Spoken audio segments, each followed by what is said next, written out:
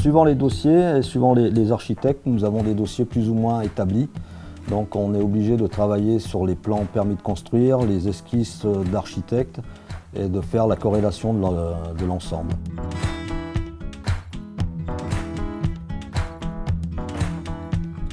Souvent en crayonnant, en essayant de me projeter, de visualiser le projet final pour bien comprendre et essayer de me mettre dans la peau du client et de répondre à ses demandes. En fait, ce qu'on essaye de faire, c'est de rencontrer les décorateurs et les clients si possible pour bien définir leurs besoins, se faire une idée du projet pour que derrière, on puisse répondre au plus près de leurs exigences.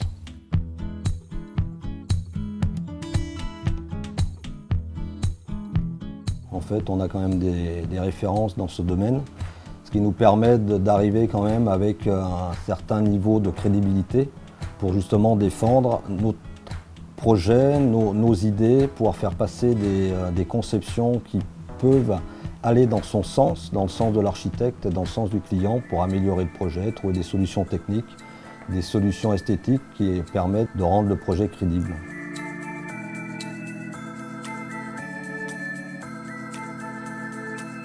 Pour mener à bien les chantiers haut de gamme, le secret c'est la symbiose qu'on peut avoir avec le décorateur et le client et de former une équipe avec pour justement mener à bien ces projets qui sont souvent au-delà de tout ce qu'on peut imaginer et qui permettent de réaliser des choses hors normes et où tout le monde prend du plaisir et où tout le monde se fait plaisir.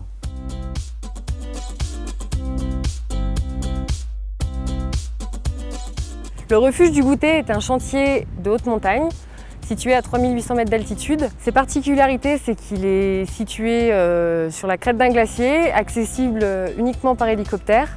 Et de ce fait, on est très tributaire de la météo parce que l'hélicoptère ne peut pas voler dans certaines conditions, notamment la pluie, le brouillard, le vent.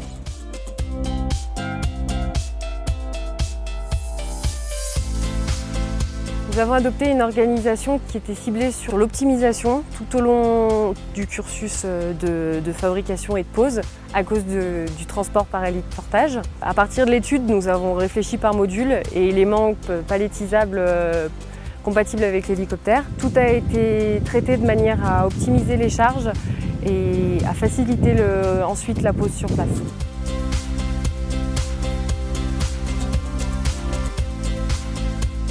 Sur le chantier, il faut savoir que les poseurs sont nourris et hébergés sur place, dans l'ancien refuge, donc pris en charge par un gardien. Ensuite, au niveau de la pose, ça s'est fait assez conventionnellement, sauf que les éléments étaient prémontés de façon à limiter le travail là-haut et optimiser les forces des poseurs.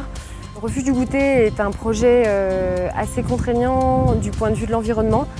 C'est un bâtiment qui a un classement qualité environnementale.